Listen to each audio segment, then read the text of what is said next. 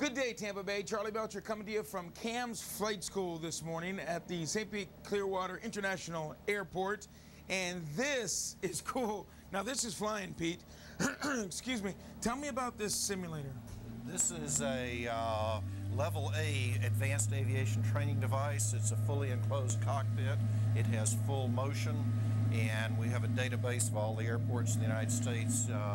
If you want to, in a particular place you're going to learn to fly to, you can come here and practice on this. We can change the weather very rapidly. We put thunderstorms in. We can bring in low ceilings and let you practice instrument approach.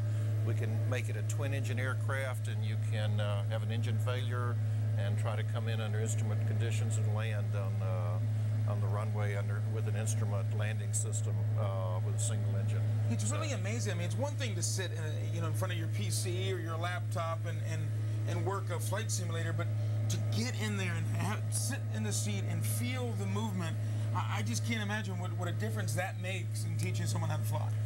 It gives you a lot of the sensory feelings that you miss when you're sitting in front of just a flat screen. And you really do, after a while, you feel like you're in an airplane. In fact, I've been kind of confused when I've turned around and gotten out of it because I feel like we ought to be pointing the other direction. We ought to be somewhere else. Ought to be somewhere else. That's right. Why am I still in Clearwater? How did I get back here? That's right. And these are rare. Not all flight schools have these. This is not a standard piece of machinery. No, it's not.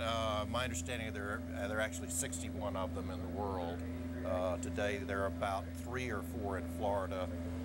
Right now, I think we're the only one in the Tampa Bay area that I'm aware of that has one of these. So, full motion simulators used to be $20 million. Okay? Right. So, for a flight school, that was just prohibitive. Unless you were an airline, it was very difficult to come up with that kind of funding. Well, this is my way of flying. If I could just get somewhere by staying on the ground like this, I'd like it. But all right, thank you, Pete, very much. Thank you. When we come back a little bit later, we're going to get inside the cockpit. Going to take our student through some scenarios, and then, yes, I'm going to get in there and fly. Come fly with me. Russell, Laura.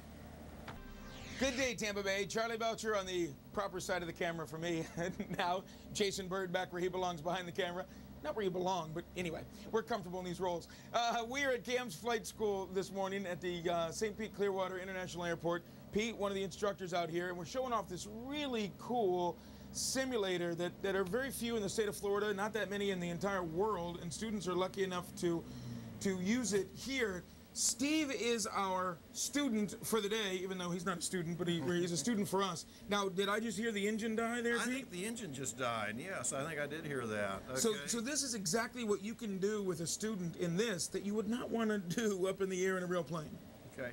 Steve's going to try to make it to an airport, so he can use his computer screen to pick out the nearest airport, and then he has a checklist that he can go through.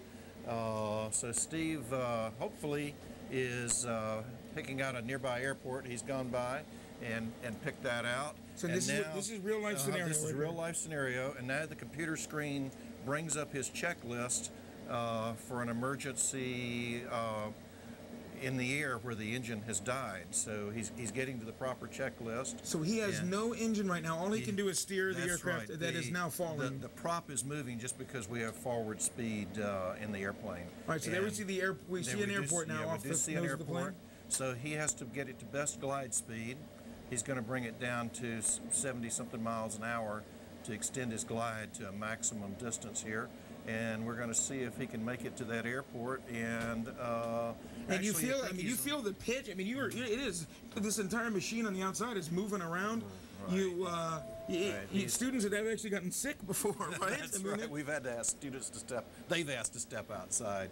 So Steve just slipped the airplane some to lose some altitude, so he doesn't overshoot this airport. Now, what does that mean, slip the airplane? Okay, what he does, he brings a wing down to where it no longer is flying efficiently, and the slipstream hits the side of the airplane and creates a lot of friction to let the airplane lose altitude. We're creating extra work where the airplane will. Gotcha. So he's doing some turns, and he's doing some maneuvers to lose altitude. And he's at about 1,000 feet right now.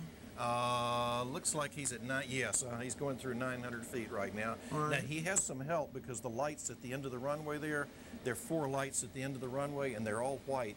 That tells him he's a little bit high for his landing. What he wants to do is get 2 of those lights to turn red and 2 of them to be white, and that will tell him when he's on the proper glide path for a powered landing. Now, he doesn't have power, but we're close enough. It looks like Steve's going to make this. Hopefully, for Jason's sake, he does. Yeah. The cameraman's in there with him. There we go. I'm impressed. Let's Look see at how this. the lights turned red there, so they tell us we're getting down close, the glide and path. It looks like we're going to make it. Look at that! Hopefully we don't run off the other end of the runway here. Okay, there we go. Steve Sully Sullenberger. It wasn't exactly the Hudson, but you got it down, my friend. That's Invaluable training. Steve's going to go ahead. He got his engine back, and he's just going to go ahead and take off. Excellent. Again. All right, stick around, everybody. I am going in. I'm flying this thing in the next hour of Good Day Tampa Bay. Russell, Laura, safe and sound on the ground. Safe and sound on the ground. That's the only way I'm flying with you, buddy. The Charlie Belcher mantra.